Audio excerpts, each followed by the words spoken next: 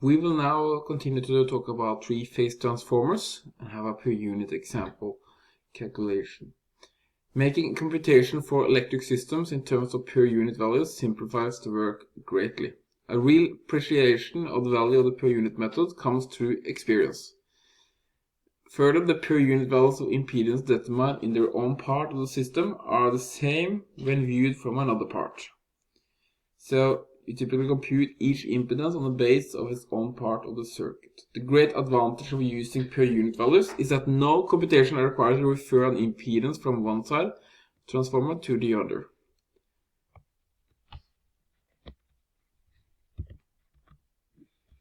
Here's an example that we will go through. In this example, we will draw a impedance diagram based on a one-line diagram. You can up in the top here see an online diagram of a small system where you have a generator at the left hand side and a motor on the right hand side. So you are typically then sending power through this two transmission line to the load or motor side. Before we start to calculate, the following points should be kept in mind. Is that a base kilovolt ampere is selected in one part of the system. And here in this example, we choose the common base as 100 MVA and 22 kilovolts, which is the rated voltage of the generator. Here's a small table of different values. For a generator, it's a rated value of 90 MVA and at 22 kilovolts. And we are with a reactance of 18%. So the base values for a three-phase system are understood to be the line-to-line kilovolts, this one, and the three-phase kilowatt volt ampere or megavolt ampere in this case.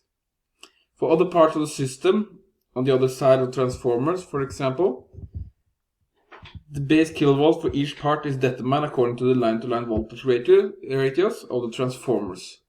So that's the first thing we start with. So if you see on the bus 2 here, we have the voltage at bus 2, and then we use the ratio of the transformer to get the voltage on the high voltage side.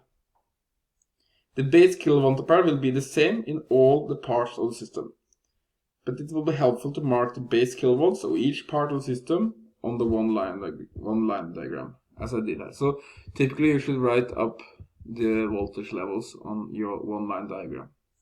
You can also see on the other values here, we have the 4 transformers in the system, T1, T2, T3, and T4. And T1 is the 50 MVA, coming from 22 kilovolt to 220 kilovolt, with a reactance of 10%. T2 is 40 MVA, and also T3, T4 is the same. And you can see the voltage ratios here. And also the reactance is given here. We have also a motor with a 66.5 MVA at 10.45 kilowatts with a reactance of 18.5. This is also in line with the information as is typically provided, that the impedance information available for three-phase transformers can usually be in per unit or percent on the base determined by their own ratings. That is also a very important thing. Another important thing is that the per unit impedance given on a base other than that determined for the part of the system in which the element is located must be changed to the proper base.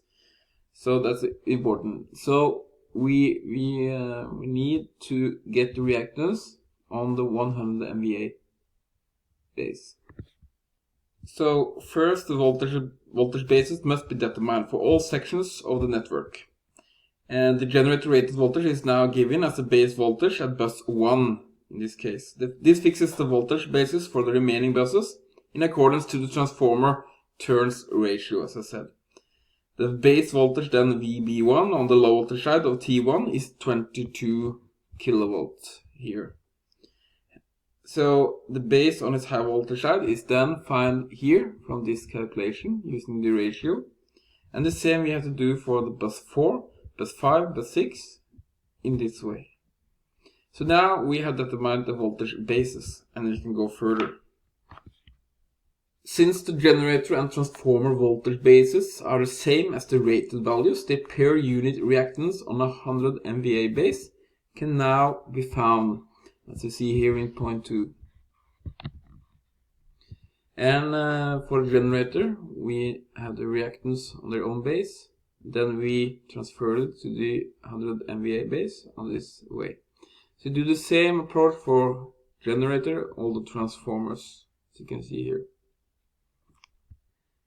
The motor reactance is expressed on its nameplate rating of the 66.5 MVA and 10.45 kW.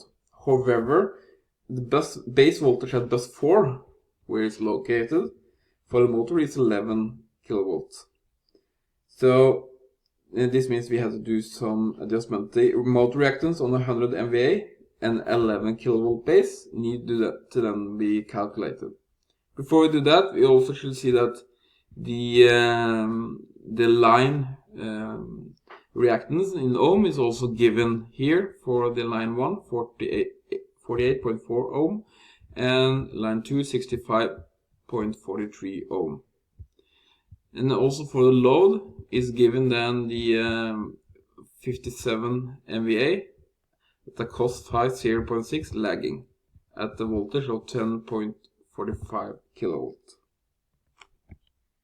Now then we start with the motor and we convert the reactance on both the 100 MVA base and 11 base in this fashion. This equation we have seen before. And we have then calculated a new value for the motor reactance. Now we have to look at the lines and we need the base values for the impedance calculated in this fashion for the B2 and B5. And then we have the line 1 and 2, the reactances, where we divide the actual ohm value on the base value. We can get this value for 0.10 ohm and 0.54 for this line. Finally, we will look at the load, and as we said, it was given with this value for the load with this angle. So you need to get that value in angles. Now the impedance can be calculated by voltage line to line squared divided on the apparent power complex conjugate 3-phase. And we can get this value for the impedance load. Now in the same way as we did for the line reactances, we need also the base value here.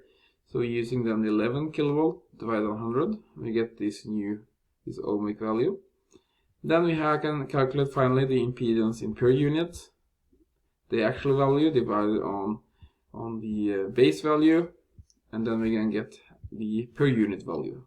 And we now have all of the quantities that we need to draw the per unit equivalent circuit. As you can see here, it's the generator with its reactance connected to these two lines with the transformers, lines, and the other transformers.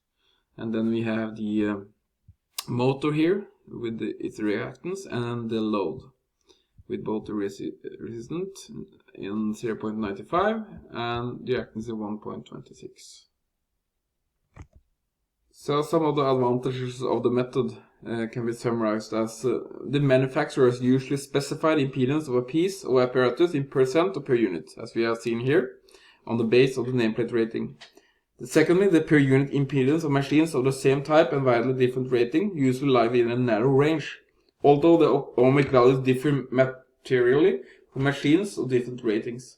For this reason, when the impedance is not known definitely, it is generally possible to select from tabulated average values a per unit impedance which will be reasonably correct.